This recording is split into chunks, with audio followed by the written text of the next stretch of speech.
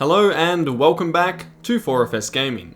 Today I'm going to talk about dual wielding in Hunt Showdown. Now I've played around with this mechanic a fair bit over the last week and a half, I've gathered some data, and I've put together some analysis.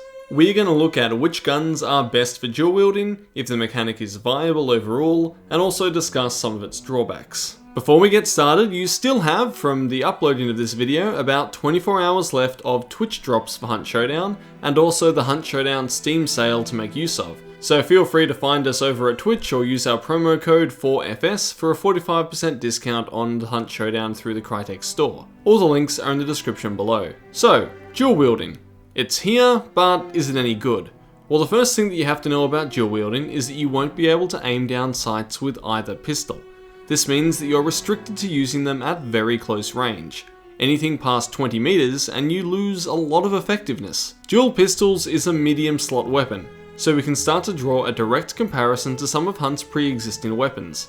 Dual pistols are very similar in use to medium-sized shotguns, namely the Romero hand cannon, Caldwell Rival hand cannon, and the Spectre Compact. You can essentially use dual pistols in place of one of these and achieve very similar effects, with a few notable differences. The first is range. While the dual pistols can technically deal damage at much greater distances than their shotgun counterparts, they will do so very inconsistently due to the extreme inaccuracy they have at longer ranges. While shotguns will just deal not much damage, you're going to completely miss with almost every shot from dual pistols. The luck element comes into play here a lot more, and I never thought I'd say it, but shotguns are more consistent at killing in a couple of shots than the pistols. Did you hear that? Shotguns, more consistent. The words just don't sit well together, but it's true.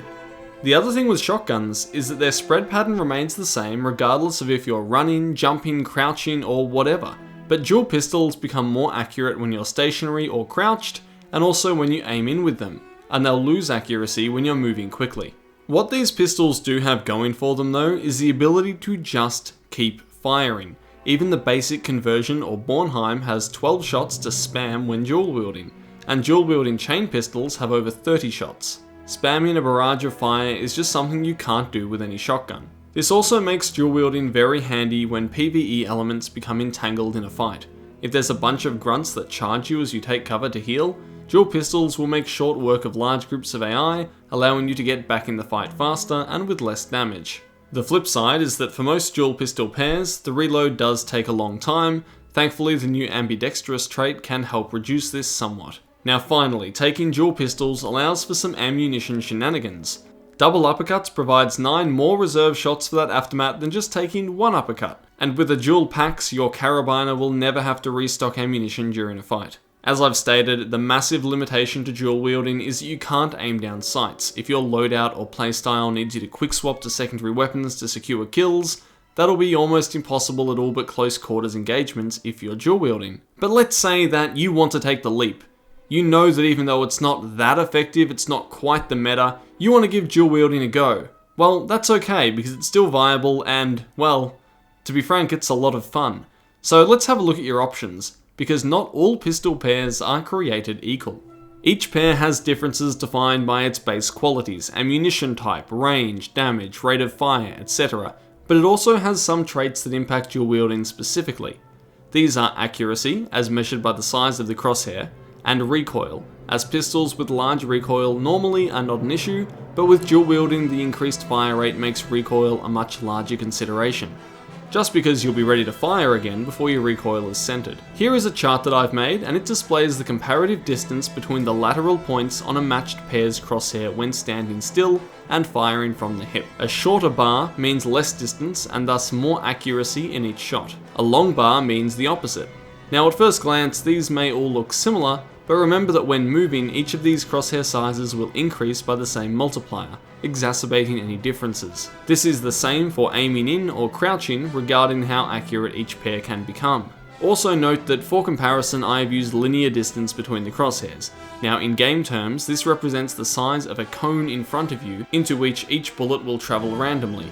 So while the differences between two lines may seem small, when this actually plays out in 3D space, it can amount to a significant difference in accuracy. We can see that the basic conversion is the most accurate, the Pax and the Bornheim are also very tight, followed by the Dolch, and then the Nagant, the Uppercut and the Lamat are somewhere in the middle.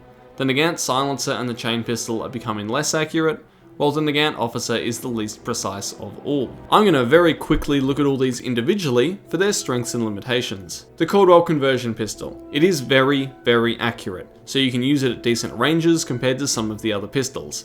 It has middle of the field damage and will often kill in 2 shots depending on hit location, but it pretty much guarantees a 3-shot kill regardless.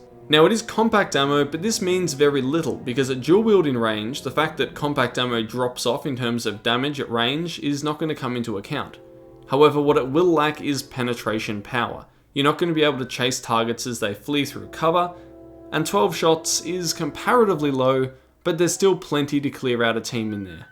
Now on to the packs, and from my experience, this is my favourite weapon to dual wield, and I'd probably place it as the strongest gun for use with this new mechanic. It has excellent accuracy, combined with higher damage and penetration power than the conversion, so you can more consistently finish off targets quickly up close. The 1-2 quick tap combo with this thing will kill very, very fast, and as consistently as anything such as dual dolches, only losing out to shotguns, the Afto or the Nitro in terms of time to kill. You can also pair it with a Carabiner, a rifle that fires fast enough that quick swapping isn't mandatory.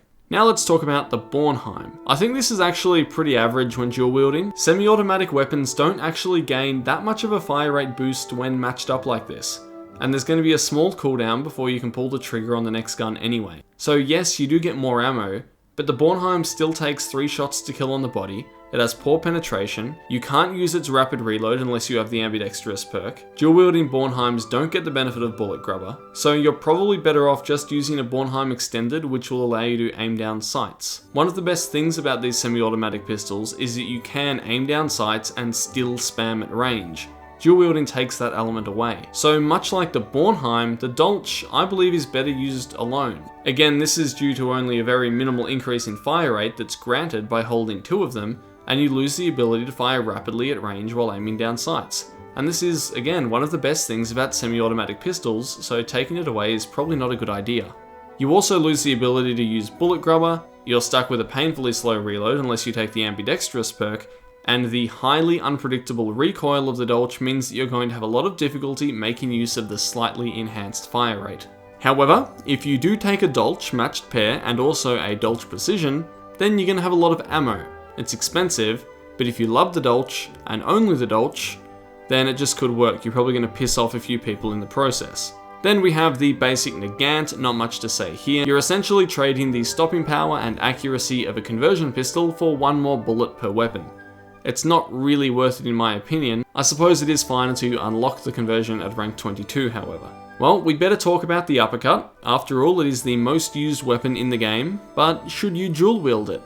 Well, the primary reasons that people like the uppercut is because it allows you to take long range shots when using a close range primary weapon, like a shotgun, or because it allows you to quick swap for a kill after landing a hit with a bolt action or single shot rifle. So for either of these purposes, the inability to ADS makes it pretty terrible. That being said, at close range, the dual uppercuts have enough damage that you're going to guarantee a 2-shot kill unless you hit only limbs, and it also penetrates better than any other pistol when your opponents flee behind that wooden wall. You will have to deal with poorer accuracy and pretty significant recoil, so you're going to need a little bit of luck in your pocket to land those shots. I probably wouldn't choose this weapon to dual wield over, say, a pair of Paxes. However, if you did, then you could access significant reserves of lung ammo for your sniper or aftermath loadout.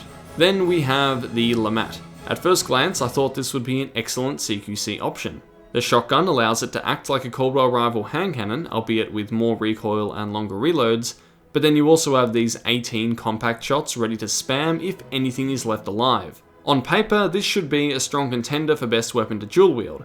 However, after attempting to use it over and over, I find that the accuracy and recoil does fail me quite often, and I end up just whipping shots over and over. So give this a shot, it should be good, but maybe I just can't make it work myself. Or maybe it's just a little bit too inaccurate to be reliable at all. Then we have the Nagant Silencer. Now I don't see why you would choose to pair this. It's low damage, it has low penetration, it's audible at the range that you can dual wield effectively anyway, so it's basically not even silent at that point. It limits its use as a tool to clear AI and sound traps because you can't ADS, and it's also pretty inaccurate as far as dual wielding is concerned. I'd probably go with something else.